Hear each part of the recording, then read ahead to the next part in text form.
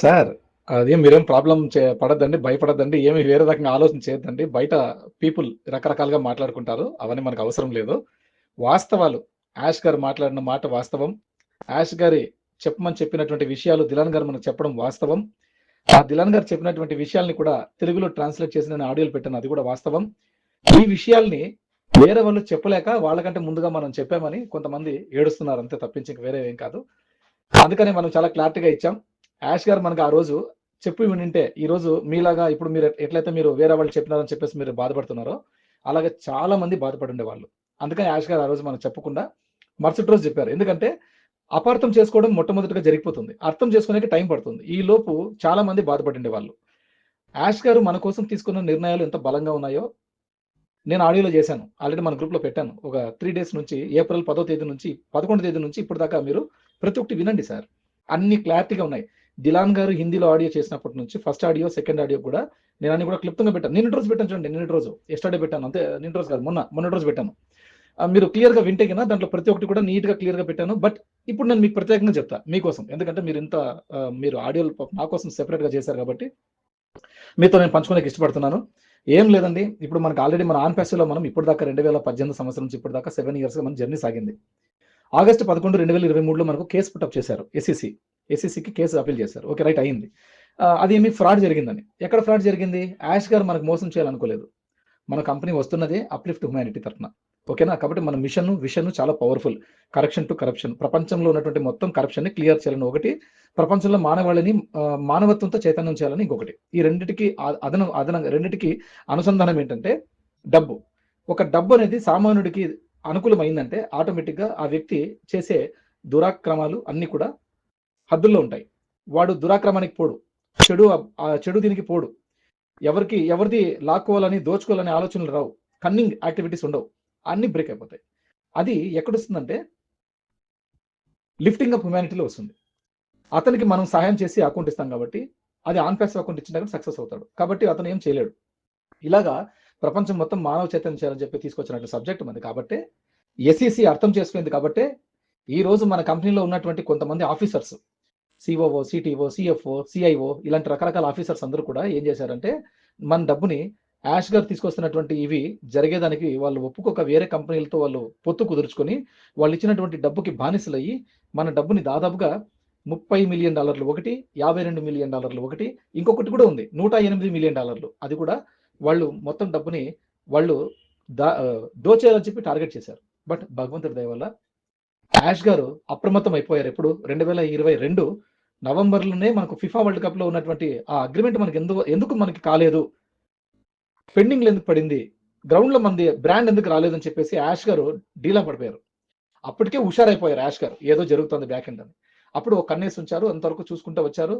ఆలోపు మనకి కూడా సర్దు చెప్పుకుంటా, ఫౌండర్లకి ధైర్యాన్ని చెప్పుకుంటా, అన్ని సిద్ధం చేసుకుంటా గ్లోబల్ లాంచ్ కూడా 2023 నవంబర్ 20న అది కూడా బ్రేక్ చేసి ఇప్పుడే వద్దని చెప్పేసి టెక్నికల్ టీం టోటల్గా ఎవరెవరు ఇందులో ఇన్వాల్వ్మెంట్ అన్నారో వాళ్ళందరినీ మార్చేసి కొత్త టీం ద్వారా ఇంకొంచెం మెరుగ్గా అన్ని తయారు చేసుకుంటా తీసుకుంటూ వచ్చి ఇప్పుడు దాకా సక్సెస్ చేసుకుంటూ వచ్చారు. లాస్ట్ ఇయర్ 2024 జూన్లో మన అకౌంట్ బ్రేక్ అయింది, మన వెబ్సైట్ బ్రేక్ అయింది. మనందరికీ తెలిసిన విషయం, మీకు నాకు అందరికీ తెలుసు. మనం ఎవరు ఓపెన్ చేసినా కూడా బ్యాక్ ఎండ్ అది వర్క్ చేస్తున్నాము. మేము ఇప్పట్లో మన సైట్ మనకు బయటకు రాదు, వచ్చేంత వరకు వేచి ఉండండి, ఎంజాయ్ ద ప్రాసెస్ అని చెప్పి అన్నారు. రైట్, మనం అందరికి వేచి ఉన్నాం. మన వాట్సాప్ గ్రూప్లు ఉన్నాయి కాబట్టి ఆ రోజు ఎంతో మంది సీనియర్స్ మాలాగా అందరూ కూడా కష్టపడి విషయాలన్నీ మీకు చెప్పాం కాబట్టి ఈ రోజు వరకు ఫౌండర్లు ఉండగలిగినారు.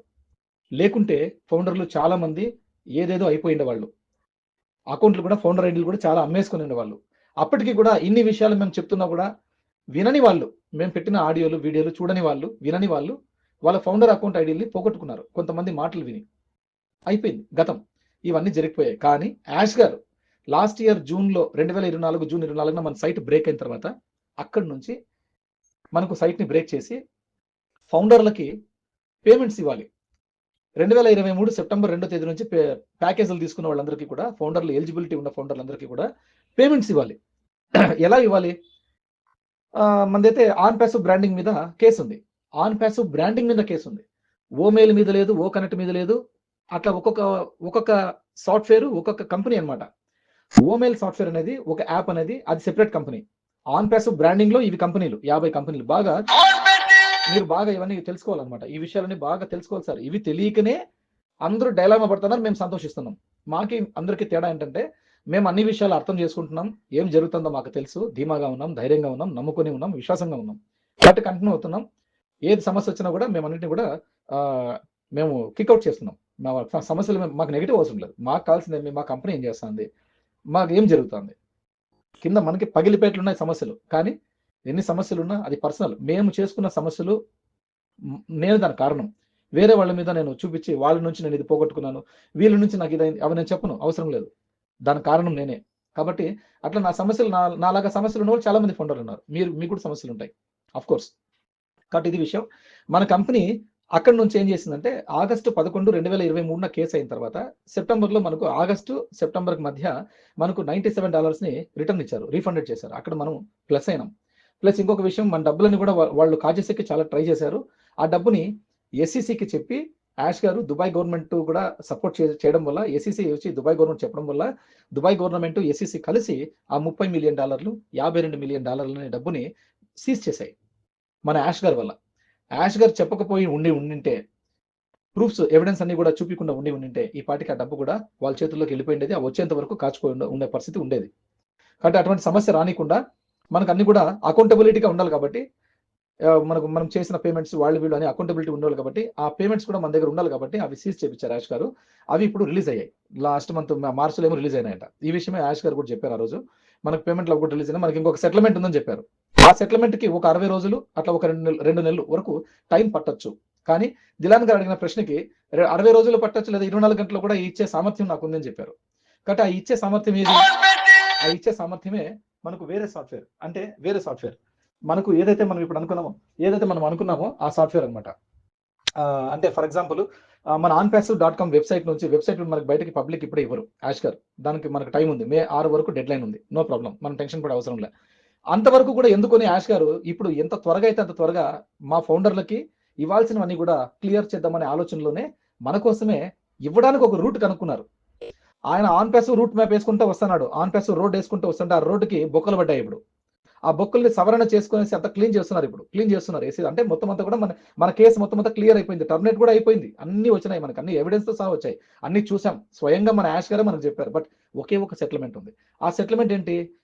వాళ్ళ నుంచి మనకి పేమెంట్ ఒకటి వచ్చేది ఉంది. ఆ పేమెంట్ కూడా మనకు వచ్చేంత వరకు ఇంతవరకు ఫౌండర్లకి నిలబెట్టకూడదు అని చెప్పి టార్గెట్ చేసుకొని 8 months బిఫోరే ఇట్లాంటి సిచ్యుయేషన్ ముందుగా పసిగట్టి ఎప్పటిదాకా ఇది నడవచ్చు, ఎన్ని వాయిదాల వరకు పోవచ్చు, ఎప్పటిదాకా పోవచ్చు, ఎప్పుడెప్పుడు ఏమేమి జరుగుతాయని చెప్పేసి గొప్ప లీగల్ అడ్వైజర్స్ ని ఆయన పెట్టుకుని వాళ్ళ సలహాల మేరకు, ఇంజనీర్స్ సలహాల మేరకు, మొత్తం ఎస్ఈసి వాళ్ళ సలహాల మేరకు, అందరి సలహాల మేరకు ఆయన తీసుకున్న నిర్ణయమే ఇప్పుడు మనకి ఇవ్వబోతున్నటువంటి కొత్త వెబ్సైట్. అంతేగాని కొత్త కంపెనీ పెడుతున్నాడు, ఆ కంపెనీ మళ్ళీ ఇంకొకటి, దీనికి సంబంధం లేదు, ఇవన్నీ లేదు సార్.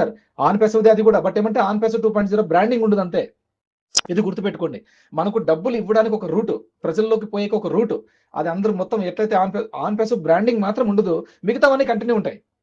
మనకి డబ్బులు రావడం, మనం ఎంజాయ్ చేస్తూ ఉంటాం. ఈ శబ్దం బయట పోయి మార్కెట్లో పెద్దగా బీభత్సంగా మార్కెట్లో మొత్తం అంతా కూడా క్రౌడ్ పెద్దగా రావడం, కస్టమర్స్ ఎక్కువగా రావడం, మన బిజినెస్ బాగా బ్రహ్మాండంగా జరగడం, ఇవన్నీ జరుగుతాయి. అవన్నీ కూడా ఏమైపోతాయంటే టోటల్ ఎవ్రీథింగ్ అన్ని కూడా బాగా జరుగుతున్నప్పుడు, ఇది ఎప్పుడైతే ఈ లోపు మనకి అంత టైం ఉంది కదా, ఆ టైం లోపే మన ఎస్ఎస్సి వాళ్ళ నుంచి మనకు ఒక సెటిల్మెంట్, ఏదైనా డాక్యుమెంటేషన్స్ అవన్నీ కూడా క్లియర్ అయిపోయి ఫైనల్ సెటిల్మెంట్ క్లియర్ అయిపోయిందంటే మనకి ఇంకా అయిపోయింది. ఇంకా మనకి ఎటువంటి సమస్య మనకు ఉండదు. మన బ్రాండింగ్ ని మనం పబ్లిక్ చేసుకోవచ్చు.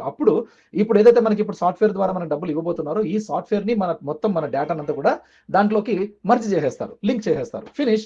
మనం onpassive బ్రాండింగ్ అప్పటి నుంచి పబ్లిక్ హ్యాపీగా వేసుకోవచ్చు. ఈ లోపల మనం కూడా పర్సనల్ గా ఏదైనా చేసుకోవచ్చు. బట్ ఏమంటే onpassive కంపెనీ అఫీషియల్ గా లీగల్ గా వేరే వెబ్సైట్ ద్వారా మనకి పేమెంట్లు ఇవ్వడానికి సిద్ధమైంది.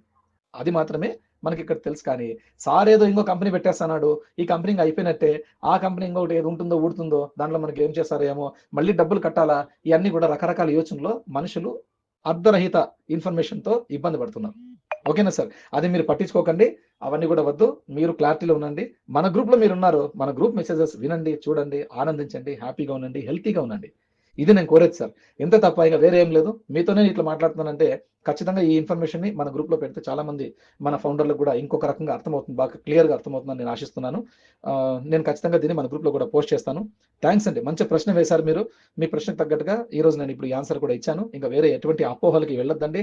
onpassive is always onpassive. ఇది బ్రాండింగే, గుర్తుపెట్టుకోండి. మనం ఎప్పుడు onpassive ఫౌండర్లే. బట్ మనకి డబ్బు ఇవ్వడం కోసం ఒక రోడ్డు,